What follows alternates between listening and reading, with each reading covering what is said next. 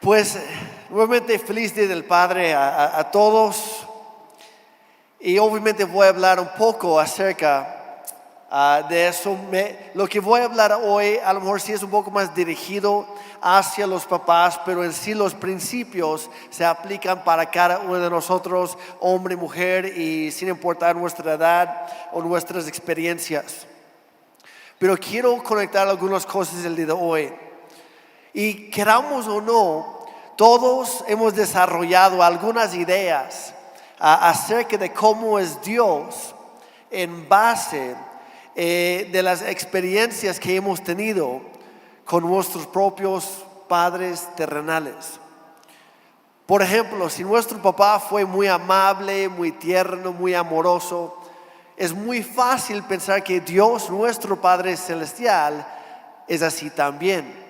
Por otro lado, si nuestro papá terrenal fue un hombre cruel, golpeador, abusivo, si fue muy frío, ausente, o que no le importó nuestra existencia, pensamos que Dios también es así. Porque queramos o no, siempre vinculamos nuestro Padre Celestial con el papá terrenal que nos tocó. Pero hay que darnos cuenta que Dios es un buen padre. No es como los papás que podamos tener aquí en la tierra. Dios siempre es mejor. Siempre es un buen papá, un buen padre. Y hay un principio en todo esto, y es lo que quiero conectar el día de hoy. Que lo que hacemos como padres influye directamente en la perspectiva que nuestros hijos, que las siguientes generaciones desarrollan acerca de su Padre Celestial. Lo que tú y yo hacemos como papás, como mamás, como abuelos, como tíos, etcétera, como hermanos mayores incluso, influye mucho en la relación que pueden tener la siguiente generación con Dios. Y el apóstol Pablo dejó muy en claro en sus cartas a Timoteo y a Tito que una señal de la madurez de un hombre o de su inmadurez, de su falta de madurez, es la forma que funciona como padre en su hogar. Porque sus hijos, sobre todo, reflejarán lo bien que un hombre ha cumplido con su función ordenada por Dios, o si él es un mal reflejo del Padre Celestial. Eso también se notará sobre todo en los hijos. Y lo que se hace de un papá con los hijos, a fin de cuentas, se repercuta en los nietos, en los bisnietos, tataranietos y así. Es algo que sucede generación tras generación. Derek Prince, un gran maestro de la Biblia que ya está con nuestro Señor en el cielo, pero él decía algo, y a propósito va a aparecer en la pantalla, pero a propósito no lo pusimos como gráfico para compartir en redes porque está un poco fuerte, pero a veces la verdad incomoda, ¿cierto? Y él decía lo siguiente, dice: no hay tal cosa como hijos delincuentes, solo hay padres delincuentes. Y ahora no vengo a regañar a los papás hoy, al contrario, vengo a animarte. Pero es una verdad, queramos o no, lo que nosotros hacemos como mamás y como papás refleja en los hijos. Y la verdad, nosotros como papás no tenemos a quién echarle la culpa cuando nuestros hijos terminan mal. ¿Sí o no? Ahora, habiendo dicho eso, también los hijos tienen que tomar sus propias decisiones. Cada quien es responsable de sus propias decisiones, de su propia vida. Pero es nuestro papel como papás encaminarlos correctamente y acercarlos al Padre Celestial. Y es por eso que nuestra primera responsabilidad como padres, como papás, es mostrar a Cristo en nuestro hogar. Lo voy a decir de esta manera: si les das una carrera a tus hijos, pero no les presentas al Cristo vivo, has fracasado como papá. Si tú les das casa y coche, pero no les enseñas a tener tesoros en el cielo, tu trabajo ha sido en vano. Si tú como papá no les dejas, pero si les dejas una herencia terrenal, pero no les dejas un legado eterno, has desperdiciado tu vida. Y yo sé lo que estás pensando. No, hombre, Jeremy, ¿cuánto me estás animando hoy? Hay que poner las bases. Escuché a un doctor decir una vez: yo puedo hablar horas acerca de la cura, pero si nunca hablo acerca de la enfermedad, mi paciente nunca va a querer la cura. Pero si hablo un rato sobre la enfermedad, ni siquiera tengo que mencionar la cura, no tengo que explicarla, porque en el momento que lo menciono, ya lo quiere. Y es lo que quiero hacer hoy. Hay una mejor manera de vivir. Y yo sé, yo por la gracia de Dios, yo tengo un muy buen papá, sigue vivo. Me estaba escribiendo hace rato, de hecho me felicitó esta mañana, yo le felicité a él antes de empezar la reunión. Y la verdad, mi papá ha sido una buena inspiración, ha sido un buen ejemplo a seguir. Pero incluso los mejores papás terrenales no llegan ni a los talones de nuestro buen Padre en el cielo, ¿verdad? Y de la misma manera, si hemos tenido un mal papá, o un papá que ni siquiera conocimos, o lo vimos desde chiquito y de ahí desapareció de nuestra vida y ha dejado marcas dolorosas en nuestro corazón, ha dejado pena, ha dejado sufrimiento, tal vez abuso, o tal vez nada más un hueco porque nunca estuvo. Déjeme decirte el día de hoy que tú, aunque nunca lo has visto, tú tienes un buen Padre, un Padre perfecto, que te ama con todo su ser. Y Él nos creó para reflejar a Él en todo lo que hacemos. Y Él nos llama a entrar a una mejor relación con Él y de reflejar eso a las siguientes generaciones. Y por eso Dios inspiró al rey David, escribir esto en Salmo 145, versículos 3 y 4. Dice: grande es el Señor, el más digno de alabanza. Nadie puede medir su grandeza. ¿Qué significa eso? Que Dios es 1000 veces mejor de lo que tú piensas. Es 1000 veces mejor de lo que tú puedes imaginarte. Dice que cada generación cuente a sus hijos de tus poderosos actos y que proclame tu poder. El principio que hay aquí en Salmos es que Dios es un Dios generacional. A Dios le importan tus generaciones. Le importas tú y le importa tu familia. Y mucho. Y Dios se revela nuevamente a cada generación. Y quiere que nosotros como papás seamos una parte íntegra de ese proceso. Y no vamos a entrar mucho en esto, pero lo vemos vez tras vez en el pueblo de Israel. Vez tras vez Dios se revela a ellos, incluso en el Nuevo Testamento, como el Dios de Abraham, el Dios de Isaac y el Dios de Jacob, ¿verdad? No se quedó nada más con Abraham. ¿Por qué? Porque quiso revelarse nuevamente a cada generación.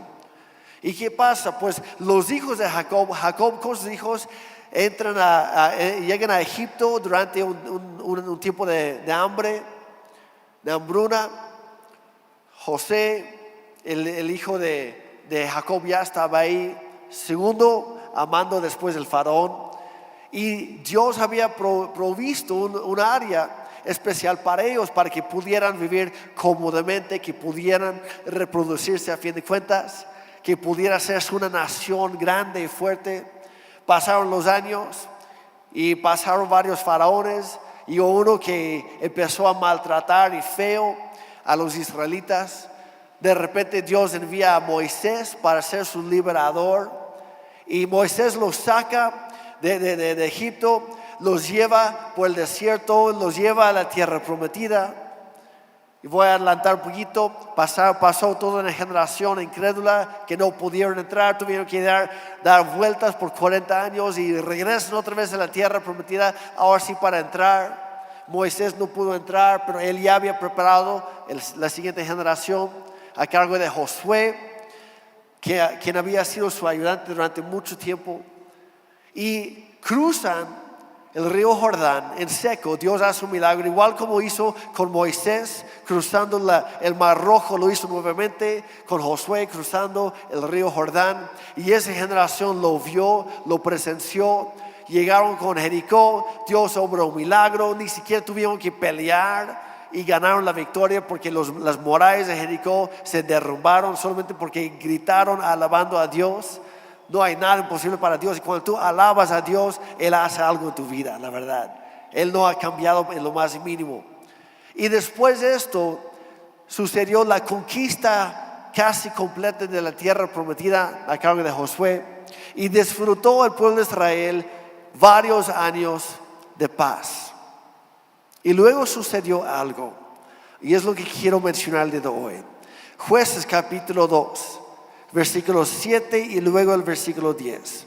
Dice: los israelitas sirvieron al Señor todo el tiempo que vivieron Josué y los líderes que los sobrevivieron, aquellos que habían visto todas las grandes cosas que el Señor había hecho por Israel.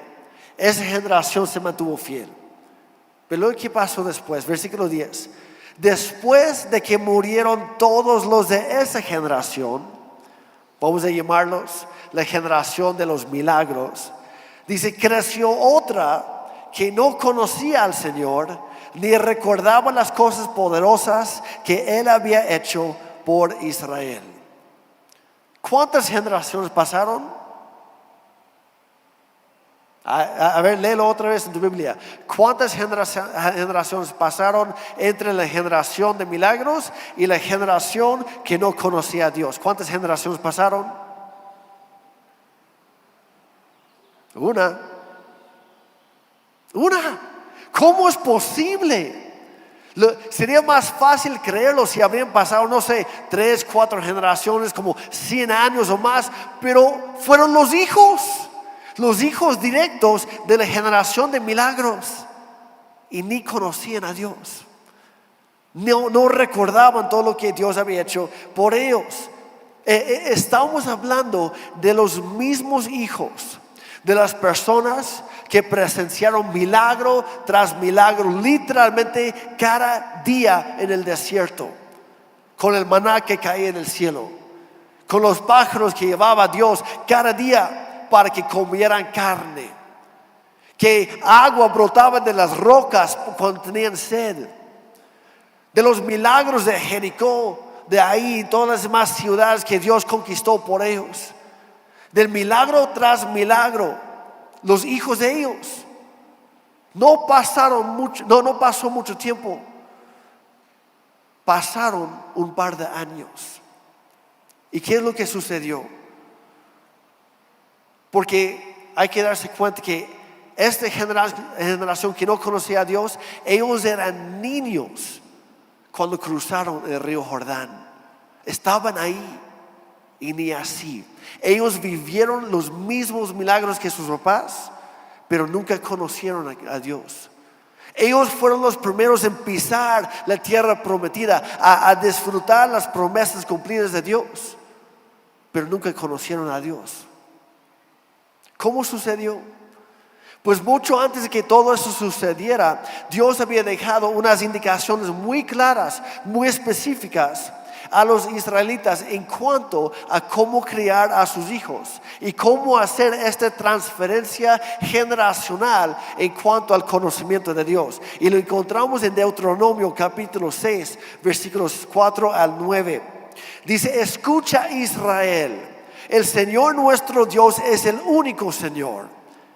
Ama al Señor tu Dios con todo tu corazón y con toda tu alma y con todas tus fuerzas. También conocido como el primer gran mandamiento, como lo citó Jesucristo en el Nuevo Testamento. Amarás al Señor tu Dios con todo tu corazón, con toda tu alma, con todas tus fuerzas. Es lo primero. Lo primero. Luego dice: grábate en el corazón estas palabras que hoy te mando. Hay orden en todo esto. Primero es amar, y no puedes amar a una persona que no conoces. Entonces el primer paso es conocer a Dios. Después amarlo con todo nuestro ser. Hablamos de esto hace unas semanas. Amarlo con todo nuestro ser. En una versión dice: ama al Señor tu Dios con todo lo que tienes y con todo lo que eres. Así de fácil. No es complicado. Hay que hacer eso primero. Hay que grabar sus promesas, su palabra en nuestro corazón. Hay que memorizar la Biblia. Nos hace bien, iglesia. Y luego viene la transmisión, la transferencia generacional. Versículo 7 dice, incúlcaselas, ¿qué? Hablando de esas palabras de Dios, incúlcaselas continuamente a tus hijos. Ahora, hay que aclarar, no dice menciónalas de vez en cuando. No dice mándalos a la escuela dominical para que aprendan ahí. No, dice continuamente. Inculcar significa infundir una idea o un valor en el espíritu, en el alma o en la mente de una persona. Eso es inculcar. Va mucho más allá de solo decirlo. Es asegurarnos como papás que el mensaje está siendo transmitido, entendido y aplicado en la vida de nuestros hijos. Eso es inculcar. Es lo que dice la palabra de Dios.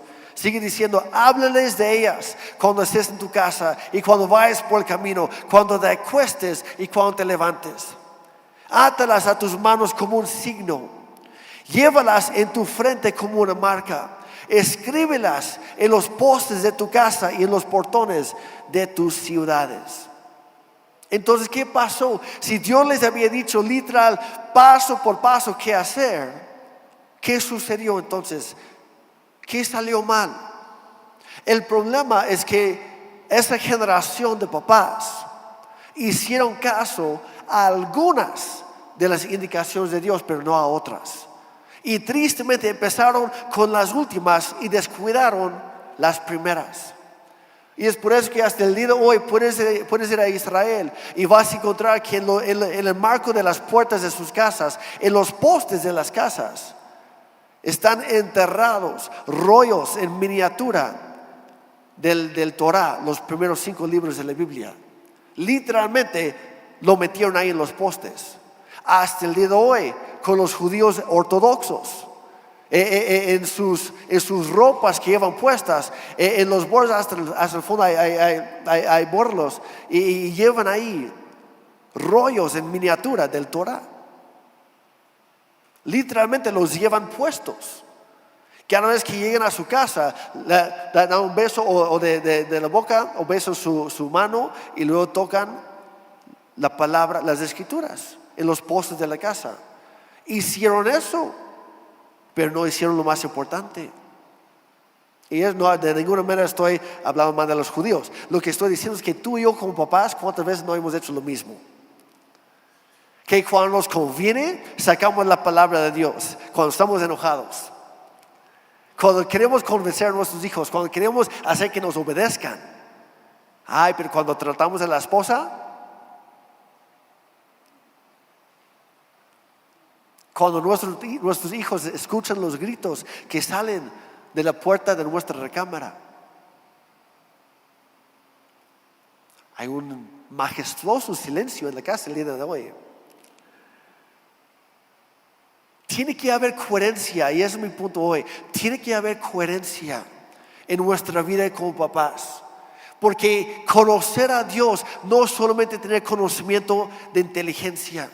No es saber algo, es conocer a una persona.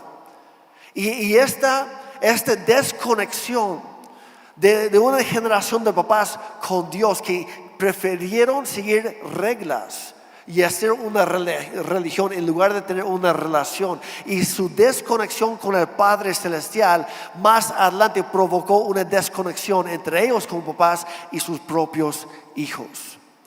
Y el resultado fue que una generación creció sin conocer realmente a Dios. Su relación fue sustituida por una religión vacía, que poco tiempo después fue abandonada por completo. Si sigues leyendo en Jueces, se olvidaron por completo de la ley perfecta de Dios.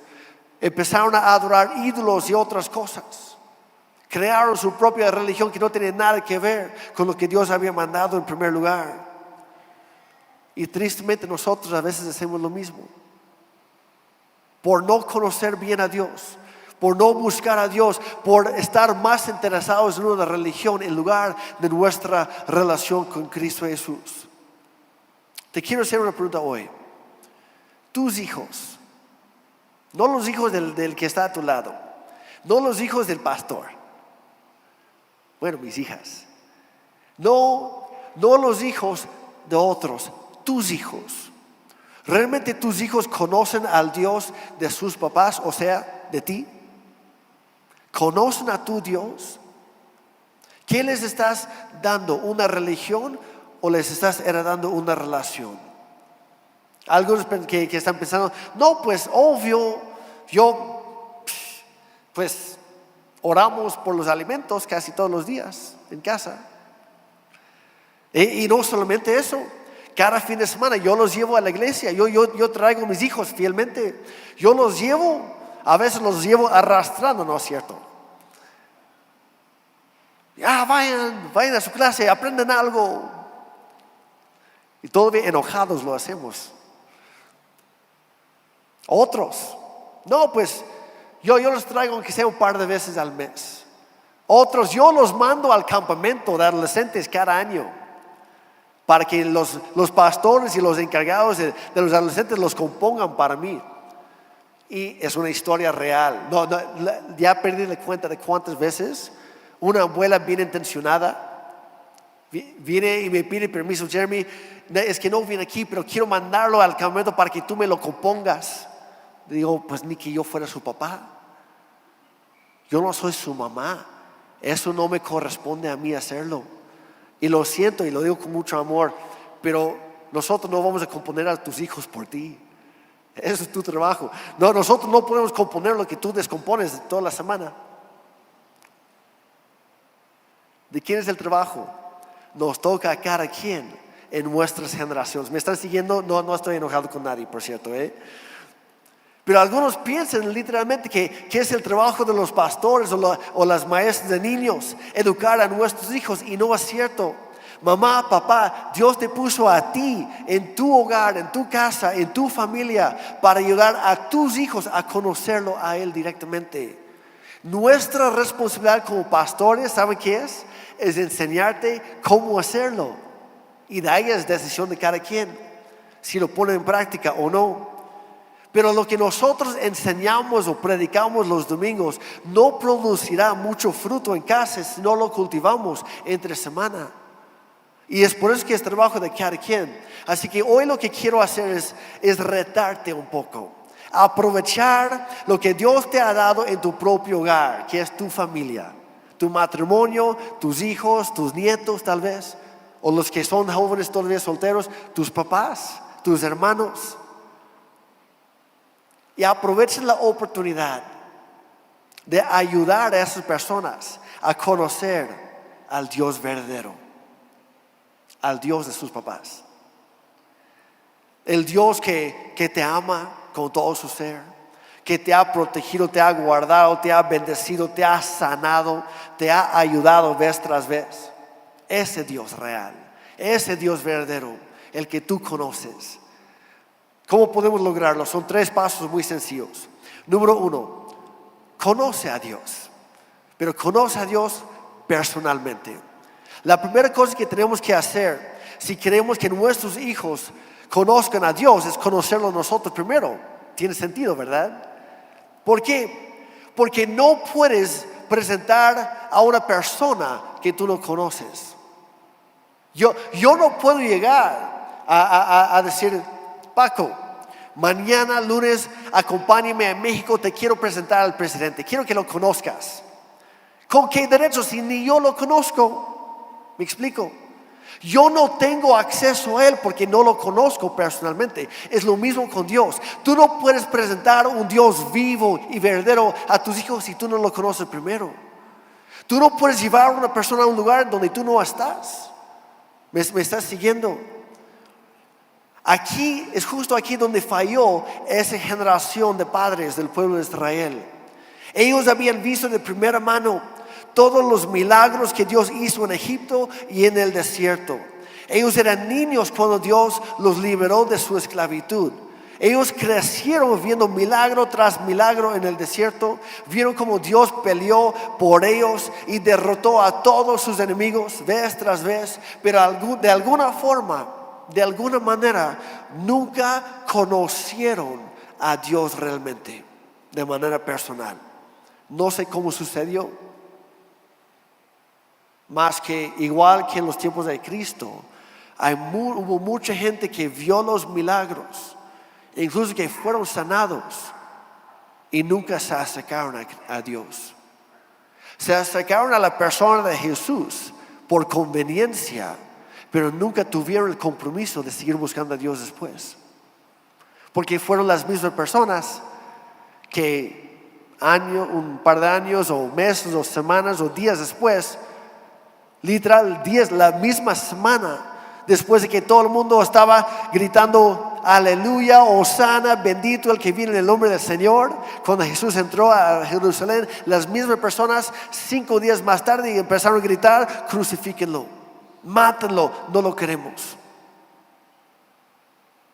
Tuvieron una experiencia personal, pero nunca tuvieron una relación personal. Y es la diferencia, es lo que hay que primero cultivar nosotros, porque ellos dieron por sentado que Dios siempre iba a estar con ellos y por ende dejaron de buscarlo. Dice en Jeremías, una promesa de Dios para nosotros: si me buscan y de todo corazón, entonces me encontrarán. Cuando nosotros como papás dejamos de buscar a Dios, porque ya lo conocemos, porque conocemos sus promesas, porque hemos visto sus milagros, porque sabemos que Él es fiel y va a estar con nosotros siempre, a veces nos relajamos, nos acomodamos en nuestra comodidad y dejamos de buscar a Dios. O lo buscamos solamente cuando viene la crisis. Y hay que buscarlo todos los días, que nuestros hijos vean eso en nosotros, un buen modelo a seguir. Primero hubo una desconexión entre ellos y Dios, y eso provocó una desconexión entre ellos y sus hijos. Si queremos que nuestros hijos conozcan a Dios, debemos conocerlo primero nosotros, de manera personal, de manera íntima. ¿Qué tan bien conoces tú a Dios? ¿Qué tan bien lo conoces realmente? ¿Es un Dios tuyo? ¿Personal? ¿Hablas con Él? Y sobre todo, ¿dejas que Él te hable a ti? ¿O es más como una religión vacía? Sí oras, pero nunca escuchas. Sí lees tu Biblia, pero nunca captas nada y tampoco lo pones en la práctica. Pues esa es una religión, no sirve de mucho. ¿Qué tan bien conoces a Dios? Acuérdate, no es lo mismo conocer acerca de alguien que conocerlo personalmente. Esa generación conocía de Dios, pero no conocía a Dios. Es por eso que la siguiente generación no podía conocer al Dios de sus padres, porque no puede haber una transferencia generacional sin una relación personal o individual. Voy a repetir eso porque algunos no lo captaron. Dios es un Dios generacional, ¿estamos de acuerdo? Y nuestro enfoque también debería ser generacional, porque así es Dios. Pero no puede haber una transferencia generacional sin una relación individual, porque tú no puedes transmitir a una persona lo que tú no tienes primero. Primero con Dios, luego con la familia. Y entre más conocemos a Dios y entendemos cuánto nos ama a nosotros como sus hijos, mejor vamos a poder lograr el segundo paso, que es mantener una perspectiva correcta, específicamente en cuanto a los hijos. Si nuestra perspectiva en cuanto a los hijos que Dios nos ha dado no es la indicada, nunca vamos a poder hacer lo demás. Salmo 127, 3 al 5 dice: los hijos son una herencia. En otra versión dice: son un regalo del Señor. Los frutos del vientre son una recompensa. Luego dice: como flechas en las manos del guerrero son los hijos de la juventud. Dichosos, bendecidos los que llenan su aljaba con esta clase de flechas. No serán avergonzados por sus enemigos cuando litiguen con ellos en los tribunales. Hay un par de cosas que quiero recalcar muy rápidamente. En primer lugar, dice que los hijos son un ¿qué? Regalo. son un tesoro, son una herencia, es algo muy bueno. Los hijos que Dios te dio son una recompensa, son un regalo, no son un castigo. Lo tengo que decir porque hay algunos que están medio confundidos por allá. Algunos papás amargados que dicen, no hombre, se nota que yo andaba mal cuando nacieron mis hijos porque mira cómo está el chamaco. Se nota que Dios quiere desquitarse conmigo por algo que yo hice seguramente. Y no, cada hijo, cada hija, sin importar las condiciones de su concepción, porque los hijos no tienen la culpa de nada, son decisiones de los papás. Pero cada hijo, cada hija son un regalo de parte de Dios. Porque es la primera cosa, hay que entender eso. Si tú estás amargado o resentido con tus hijos, cambia tu corazón. El problema no está en ellos, el problema está en ti. Cambia tu manera de pensar, cambia tu perspectiva. Luego dice que los hijos que Dios nos da son como flechas en las manos del guerrero. Y luego dice, dichosos, bendecidos, nuevamente, no los castigados, no, bendecidos los que tienen su aljaba llena de ese tipo de flechas. ¿Cómo son las flechas? ¿Qué uso tienen? ¿Qué es su función? ¿Cuál es su destino? Obviamente dice, dichosos los que tienen su aljaba llena de flechas. Y qué bueno, si tienes hijos, eres bendecido, eres bendecida. Dios lo dice, es un regalo. Pero ¿qué pasa con las flechas? Si yo traigo, lástima que no traje un arco el día de hoy. Bueno, no quería tampoco matar a alguien al disparar uno, ¿verdad? Al alzar por ahí. Pero si yo tuviera un arco aquí presente y si yo tuviera unas flechas, ¿de qué me servirían la flecha en el aljaba? Si nunca lo pongo en el arco, nunca lo estiro a más no poder, lo apunto hacia el blanco y luego lo guardo otra vez en la aljaba. ¿De qué sirve? Hay muchos papás que tienen miedo a soltar sus hijos. Son papás sobreprotectores. Que estaba platicando con alguien esta semana. Los padres sobreprotectores son los responsables de una generación de cristal el día de hoy. Porque nunca permites que tus hijos crezcan. Nunca permites que tus hijos maduren. Nunca permites que tus hijos tengan problemas. Ahora, no estoy diciendo que tú causes problemas para tus hijos. Lo que estoy diciendo es que Dios te ha puesto ahí para guiarlos en la vida, no de sobreprotegerlos de cualquier cosa que pueda sucederles en la vida. Para eso está Dios. Y un papá o una mamá, los que son sabios, entenderán que llega el momento, sí, hay que preparar a la flecha, hay que apuntar a la flecha, por supuesto. Dice mi esposa que hay algunos hijos que los papás los dejan crecer como la hierba salvaje. Porque los papás no están en su vida, no están al tanto. Y tampoco es ir al otro extremo. Hay balance en todo esto. Pero los papás sabios, entendidos, saben que en algún momento va a llegar el momento en que tienen que salir de la casa. Y más vale que yo los vaya preparando desde antes. Es por eso que yo enseño a mis hijos, a mis hijas. Yo les enseño en cuanto a las finanzas, cómo ser responsables. Yo les doy oportunidad para que ganen su dinerito. Y yo les enseño cómo ahorrar, cómo invertir, cómo diezmar, cómo ser generosas. Y cómo gastar, pero no gastar de más. Ese es mi trabajo.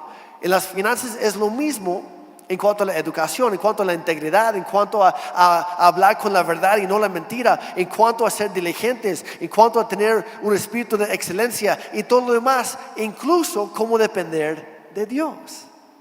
Y de eso se trata la flecha. Porque nosotros como papás, sí, tenemos el arco en nuestra mano y estiramos y apuntamos. Pero en el momento de soltar, tenemos que confiar que Dios va a guiar esa flecha, como el viento. Y el viento es como el Espíritu Santo. Y hay papás que nunca quieren soltar la flecha. Y es por eso que hay hijos frustrados. Hay hijos que en lugar de aportar algo, son inútiles para la sociedad, para la iglesia. Porque no tiene ese empuje, no tiene iniciativa. ¿Por qué? Porque los papás los sobreprotegen demasiado. Los están apagando, los están ahogando, están matando los sueños de sus hijos. La verdad, hay algunas veces que mis hijas me han dicho: papá, cuando yo sea grande yo quiero hacer esto. Y yo, ay caray, es un sueño grande, pero me da miedo, pero está bien, vamos con eso. Si es de Dios, vamos con eso. Hay que atrevernos a confiar que Dios está en control de todas las cosas, que Él va a cuidar de nuestros hijos, incluso mejor que nosotros podamos hacerlo. ¿Cuántos están conmigo? Los papás, no estoy hablando de los papás que tienen hijos de 3, 4 años, aclaro. Los hijos que ya están grandecitos, papás, suelta la flecha, dispárala, apunta bien y cuando llegue el momento, dispárala, no tengas miedo, Dios está en control.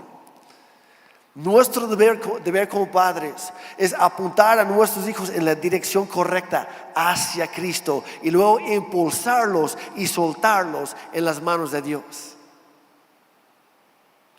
Dios nos llama a guiar a nuestros hijos hacia Cristo para después impulsarlos y soltarlos en sus manos. Nuestros hijos, podremos decirlo así, son nuestros discípulos. Aquellos que están a nuestro cargo. Y a un discípulo se pasa tiempo con él, se le instruye, se le reta, se le anima, se le ama. Y cuando tú disparas esa flecha, mucho tiene que ver con la preparación, pero llega el momento, como dije, tienes que soltarlo. Y una flecha no puede cumplir su destino, su propósito, hasta que sea libre para volar hacia ese blanco. ¿Cuántos queremos que nuestros hijos cumplan los propósitos de Dios en sus generaciones? Hay que soltarlas en las manos de Dios. No en cualquier mano tampoco, en las manos de Dios. ¿Hacia dónde estás enfocando tus hijos? ¿Hacia dónde los estás apuntando hoy en día? ¿Cuál es el enfoque principal en tu vida? ¿En dónde inviertes la mayor parte de tus recursos, de tu tiempo, de tus emociones, etcétera? ¿En los negocios? ¿En el dinero? ¿En los bienes terrenales? ¿En muchas otras cosas? Iglesia, apuntemos nuestros hijos hacia Dios. Lo primero es darnos cuenta que no nos pertenecen a nosotros. Dice que son herencia del Señor. ¿A quién le pertenecen? A Dios. Y tú y yo nada más somos mayordomos temporales, porque nuestros hijos le pertenecen a Dios. Son un regalo, son una bendición de parte de Él. Nuestra responsabilidad es dirigirlos hacia Él. Y número 3, sé un reflejo fiel de Dios en tu hogar. Sé un reflejo fiel de Dios. Entre más conozco yo a Dios Padre y entiendo su trato conmigo, mejor podré reflejar su carácter, su persona a los demás, empezando en mi propia familia. Y te voy a dar 4 áreas, hay más, pero lo voy a resumir en 4 nada más, que tú puedes aplicar. Primero, que tú conozcas a Dios de esta manera, y luego que tú lo reflejes a las siguientes generaciones. Número 1 es el amor del Padre. Y cuando digo el amor del Padre, hablo de su aceptación de nosotros, hablo de su pureza, hablo de la sana autoestima que Él nos da, porque por si no lo sabían, no son las mamás, con todo respeto, no es la mamá, es el papá quien da identidad y seguridad a un hijo o a una hija. Es por eso que es tan importante, papás, hombres, que estemos involucrados en la vida de nuestros hijos y nuestras hijas. Y mamás solteras, mamás que están solas, viudas, tienen que enseñar a sus hijos a depender del Padre Celestial, porque Él es quien nos da nuestra identidad y nuestra seguridad también. ¿Están conmigo?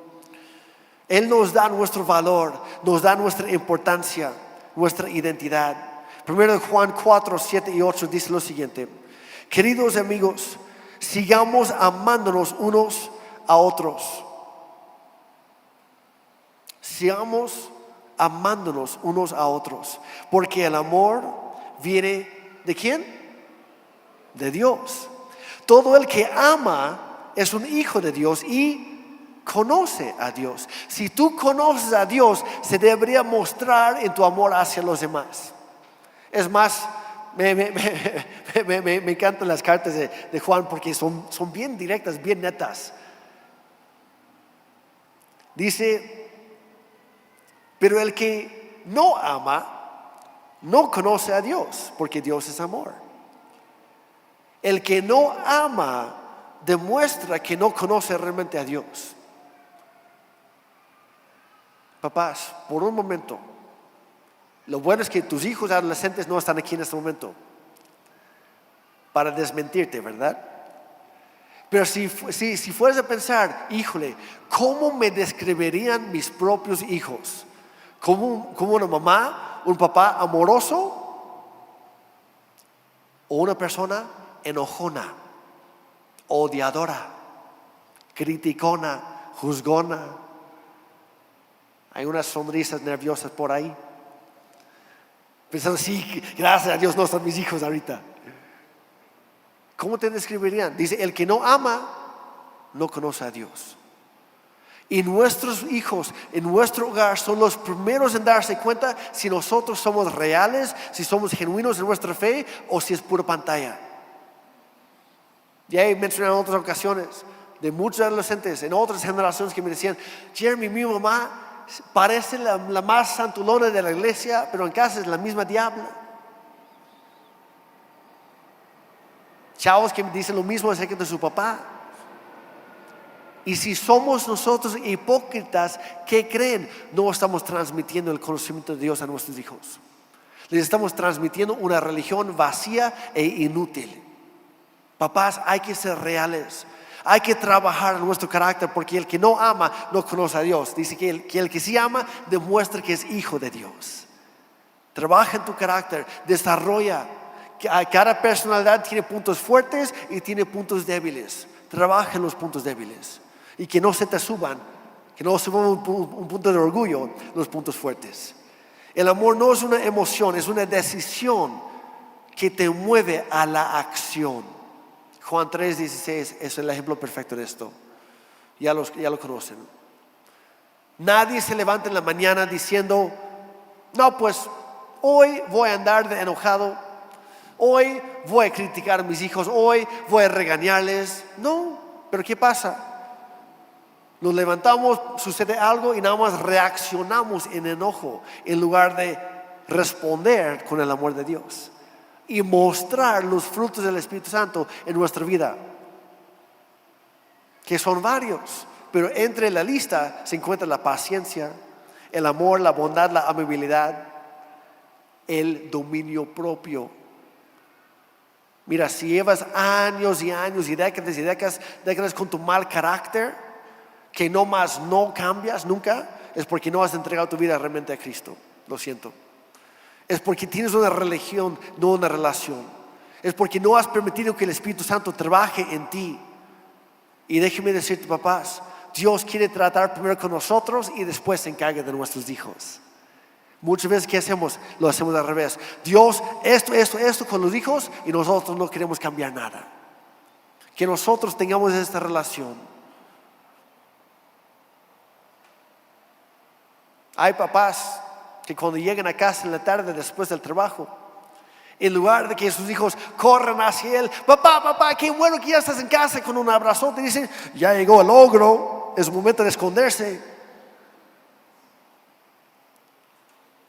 Bastantes risas por este lado. ¿Por qué estamos modelando qué? ¿O el amor perfecto de Dios o nuestro mal carácter que no ha sido tocado por el amor de Dios? Iglesia, hay que estar dispuestos a someternos nosotros a los procesos de Dios. Muestra el amor de Dios a tus hijos.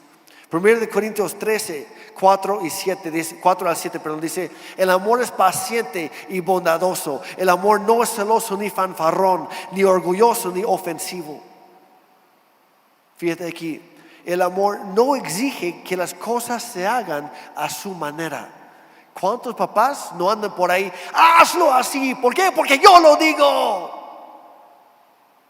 El amor no exige que las cosas se hagan a su manera. El que tenga oídos para oír. Dice, no se irrita, ni lleva un registro de las ofensas recibidas. No se alegra de la injusticia, sino que se alegra cuando la verdad triunfa.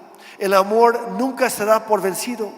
Jamás pierde la fe, siempre tiene esperanzas y se mantiene firme en toda circunstancia. O se mantiene estable. Yo hace unos años vino un maestro mío de Canadá. Y de hecho vino a la iglesia y lo invité a compartir con los adolescentes. Y leyó este pasaje y luego dijo al final, y vinculó este versículo con el anterior que leímos. Y dijo, acuérdate, Dios es amor. Podríamos sustituir aquí en 1 Corintios 13 la palabra el amor, lo podemos sustituir por Dios. Dios es paciente. Dios es bondadoso. No es celoso, no es fanfarrón, no es orgulloso ni egoísta, no se enoje, no se ofende fácilmente. Dios siempre busca la verdad porque Dios es verdad. Dios jamás pierde la fe ni la esperanza porque nuestra esperanza está en Cristo Jesús. Y Dios tampoco nunca se da por vencido. Amén. Ahora, si Dios es así con nosotros, para conectar los puntos, cuando nosotros lo experimentamos y lo conocemos personalmente de esta manera, que Dios es así, entonces vamos a poder demostrar ese mismo amor a nuestra esposa, al esposo o a los hijos. Lo primero es conocer a Dios, conocer su amor.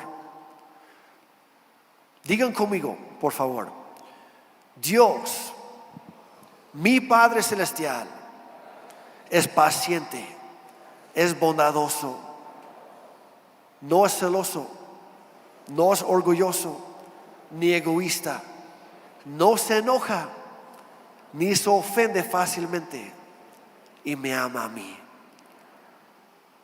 Cuando tú entiendes eso, va a ser mucho más fácil reflejar eso a las siguientes generaciones. La segunda, la fidelidad del Padre. La fidelidad del Padre.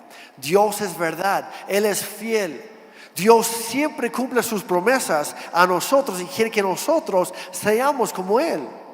Y cuando Él hace una promesa es porque Él la va a cumplir.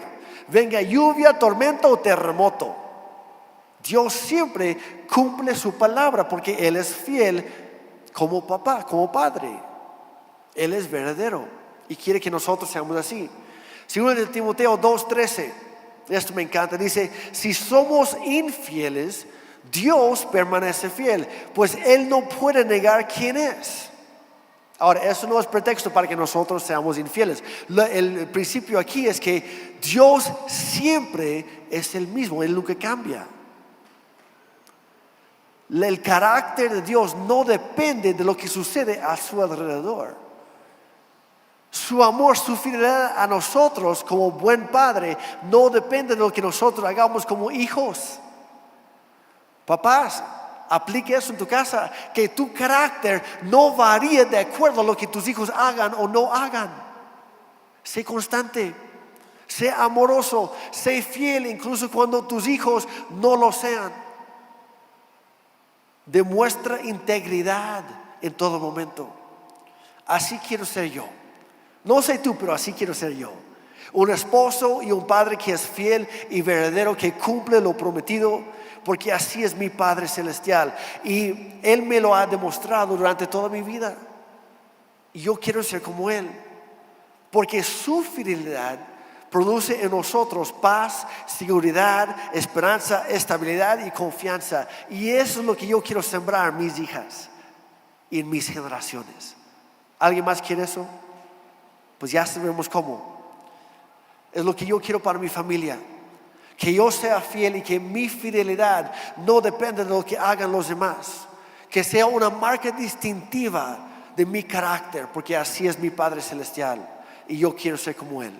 La tercera, la cercanía del Padre. La cercanía del Padre. ¿De qué nos habla la cercanía? Habla de un consuelo, apoyo, refugio, misericordia, compasión, amistad con Dios. Y esas cosas combaten la soledad, la timidez, la inseguridad y la insensibilidad y el miedo. Salmo 34, 17 y 18 dice: el Señor oye a los suyos cuando claman a Él por ayuda. Los rescata de todas sus dificultades. El Señor está cerca de los que tienen quebrantado el corazón. Él rescata a los de espíritu destrozado. Y en los 4 evangelios leemos vez tras vez que Jesucristo fue movido por compasión cada vez que estaba con la gente. ¿Cuál era la clave? Era su cercanía con ellos. Literalmente estaba cerca de ellos. Porque cuando estamos alejados de los demás, nos volvemos personas frías, insensibles, críticas y juzgones. Pero cuando nos acercamos a los demás, nos abre a acompañarlos en su sufrimiento y en su dolor, y nace en nosotros la compasión. ¿Qué tan cerca estás tú de tu familia? Cuando tus hijos están pasando por una mala racha, ¿tienen la confianza de acercarse a ti o te tienen miedo? ¿Cómo saberlo? ¿Cuándo fue la última vez que tus hijos de 6 años en adelante, que tus hijos se acercaron contigo para decirte algo que hicieron mal en la escuela? Un error que cometieron con los amigos, un pecado que cometieron.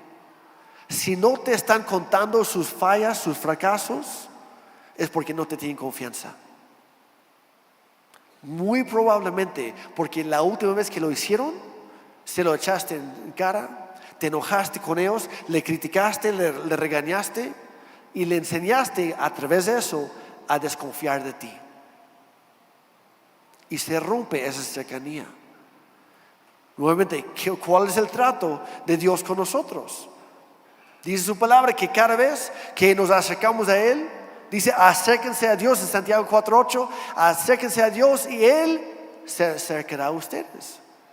Cuando tú haces tiempo para Dios, ¿qué crees? Él hace tiempo para ti. Es así de fácil. Y así debe ser con nuestros hijos también. ¿Qué tan cerca estás de tu familia? ¿Sabes por lo que está pasando actualmente cada integrante de tu propia familia? ¿O has estado más al pendiente del trabajo, de las noticias, de las redes sociales, de las series, las películas, de los amigos o cualquier otro asunto? Te animo, involúcrate más en su vida. Desarrolla y cultiva esas relaciones que son las más importantes. Crea el tiempo para escucharlos. Da esos abrazos, ese amor físico que necesitan. Invierte tu tiempo, demuéstrales ese amor. Y la cuarta parte de esto es el perdón del Padre. El perdón del Padre, que sí nos habla de su disciplina, su corrección con amor, pero también nos habla de la restauración, la reconciliación. ¿Cómo respondemos nosotros ante el pecado en la vida de otros? ¿Somos muy rápidos para juzgar y condenarlos? Si es así, sin querer estamos diciendo a nuestros hijos que cuando ellos cometen errores no podrán encontrar misericordia y amor en nosotros. Voy a decirlo de otra manera. Cuando tú criticas a los hijos de tus amigos, le estás mandando un mensaje a tus hijos que va a hacer lo mismo con ellos después. Demuestra compasión, misericordia, amor en toda circunstancia, y así tus hijos te van a confiar para encontrar lo mismo cuando ellos están pasando por un mal rato. Cuando ellos pasan por diferentes crisis o situaciones difíciles, estamos ahí para escucharlos, para animarlos, para ayudarlos a ponerse de pie nuevamente después de cada caída. Porque a fin de cuentas es lo que hace Dios con nosotros. Es lo que hace Dios, nuestro Padre Celestial, con cada uno de nosotros. Obviamente hay consecuencias naturales por el pecado, Pero la Biblia dice que Dios nos disciplina porque nos ama, no porque está enojado con nosotros. Quiere algo mejor para nosotros. Y lo hace para que caminemos más cerca de Él, no para alejarnos de su lado. Y todo lo que hace es con el fin de restaurarnos en nuestra relación con Él. Nos perdona y nos acerca nuevamente. La cosa con el perdón, igual que las demás cosas que ya mencionamos hoy, es que no puedes darlo hasta que lo hayas experimentado primero. En ninguno de estos, tú no puedes dar lo que tú no tienes. Y muchas veces nos cuesta perdonar a otros, incluso en nuestro propio hogar, porque no hemos entendido cuánto nos ama Dios y lo mucho que Él nos ha perdonado a nosotros. Quiero hacer algo muy rápidamente con ustedes. Cierra sus ojos, por favor. Nada más por un momento, cierra sus ojos y piensa en la peor cosa, la peor atrocidad que tú has cometido en tu vida. El error más grande, más horroroso. Lo que más te da vergüenza. ¿Ya lo tienes? Ok, abre los ojos. Nada más era para no distraerte. Abre tus ojos y mírame. Esa cosa que ahorita vino a tu mente que te trae más vergüenza, que no quisieras que nadie jamás se enterara, ¿qué crees? Dios ya lo sabe y ya te lo perdonó. Dios ya te lo perdonó. Y dice la Biblia, Dios no es un Dios olvidadizo. No es que Él se olvida de los pecados, no, Él escoge a jamás traerlos a su memoria, que es diferente. Dice que Él toma nuestros pecados y los arroja tan lejos de sí como es el este del oeste, para nunca jamás volverlos a traer la memoria. Significa que como papás tenemos que hacer lo mismo. Cuando decimos hijo, hija, te perdono, es porque no voy a volver a sacarlo más adelante, porque el perdón es definitivo. Es decir, hija, sé que cometiste un error, te sigo amando, eso no ha cambiado. Dios también te perdona. Gracias por decírmelo. Y ahora vamos a seguir adelante. Y lo pasado queda en el pasado. Si somos padres o esposos históricos, es porque no hay perdón en nosotros. Y si no hay perdón en nosotros, porque no hemos experimentado el perdón de Dios.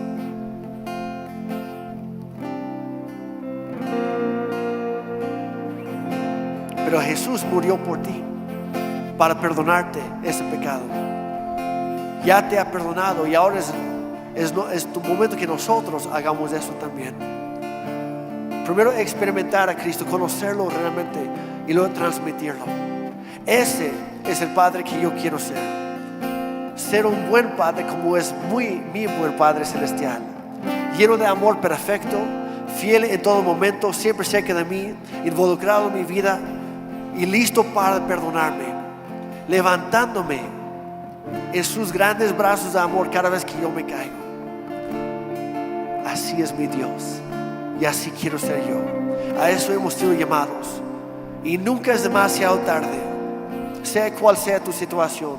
Yo sé que aquí hoy hay algunas familias rotas, por decirlo así, familias divididas, y quiero terminar con un pasaje que se encuentra en Job para darte un poco de esperanza, porque no hay nada imposible para Dios. Todo lo puede.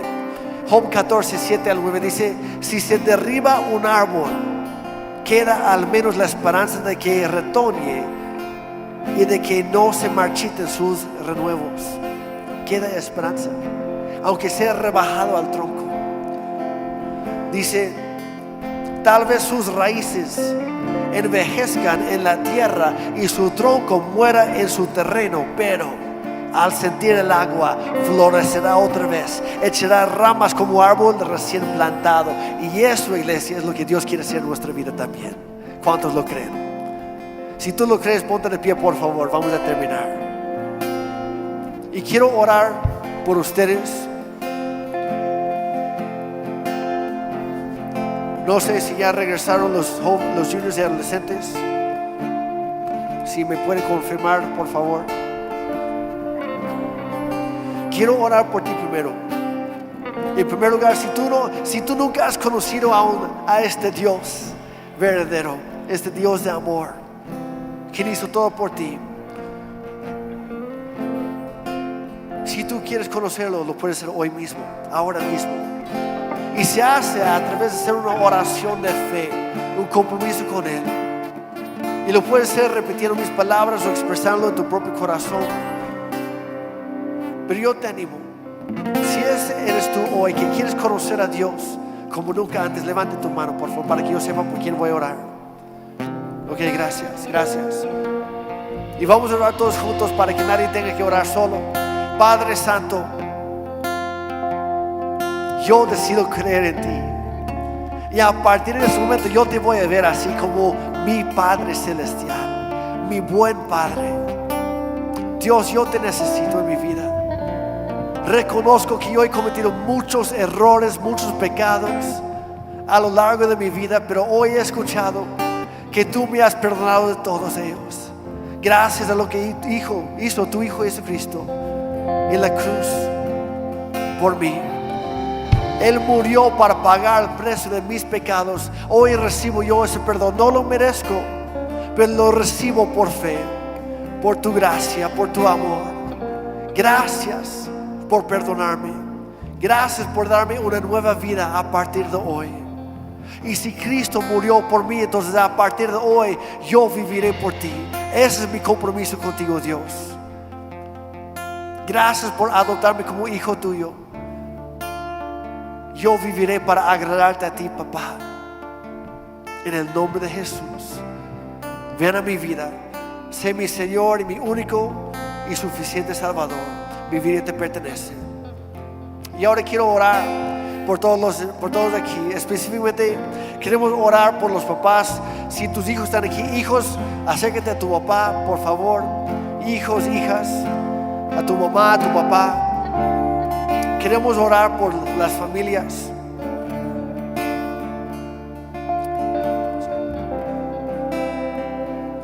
Vamos a orar por los papás y vamos a orar por las familias, para que haya reconciliación, que haya restauración de esas relaciones rotas. Y queremos bendecirlos para que en nuestra vida, en nuestros hijos y en nuestras generaciones, que conozcamos al Dios verdadero. Amén. Entonces, Padre Santo, gracias por lo que tú estás haciendo en nosotros. Hoy bendecimos a todos los papás y a las mamás. Bendecimos a esas familias, Señor. Te pedimos en el nombre de Jesús que tú hagas tu obra en cada uno de nosotros, Señor. Trate con nosotros primero. Que nosotros podamos conocerte a ti como eres. No como una idea que tengamos nosotros que hayamos hecho, sino como realmente eres. Queremos conocerte a ti. Tú nos has prometido: acércate a mí, yo me acercaré a ti. Padre, hoy nos acercamos a ti, Dios. En el nombre del Padre, del Hijo y del Espíritu Santo, Señor, te damos nuestra vida. Obra en nuestras familias, Señor, trayendo sanidad de esas heridas, trayendo reconciliación, Padre. Perdónanos a nosotros y ayúdanos a extender tu perdón hacia los demás. Que podamos entender cuánto nos amas y reflejar ese mismo amor, esa misma fidelidad, ese mismo compromiso, Dios, que tú has demostrado a nosotros. Dios, queremos demostrarte a ti. Hoy oramos por todos los papás. Padre, bendecimos la vida de cada padre, cada abuelo, cada mujer que ha llevado el papel de papá y mamá en las casas. Yo bendigo las vidas de cada uno de estos padres. Yo hablo salud sobre sus cuerpos. Yo hablo largura de días. Yo te doy gracias, Padre, por lo que tú vas a hacer. Gracias porque tú los pusiste, Señor, en nuestras vidas para guiarnos, para instruirnos, para darnos la palabra. Yo te doy gracias en el nombre de Cristo Jesús. Declaro bendición sobrenatural y aún declaro que aquellas cosas que han estado en su corazón, aquellas cosas con las que han soñado ver a sus hijos, ellos lo verán. Yo declaro, Señor, familias fuertes. Yo declaro hombres y mujeres fuertes. Yo oro hoy por los hijos que están extrañando a su papá. Padre, yo te pido en el nombre de Jesús que vengas y abraces, extiendas tus brazos de amor, esos brazos del Padre Celestial, Señor, que se extiendan sobre cada uno de los que están aquí. Y Señor, que sepan que no están solos, que tú estás al pendiente de cada uno de ellos. Yo te doy gracias y hoy bendecimos la vida de cada papá, de cada mamá que ha tenido que hacer el papel de papá. Hoy bendecimos sus vidas y declaramos nuevas fuerzas. Declaramos un nuevo comienzo. Declaramos que los mejores años que veremos en nuestras familias los empezaremos a ver a partir de hoy. Y te damos muchas gracias en el nombre de Cristo Jesús.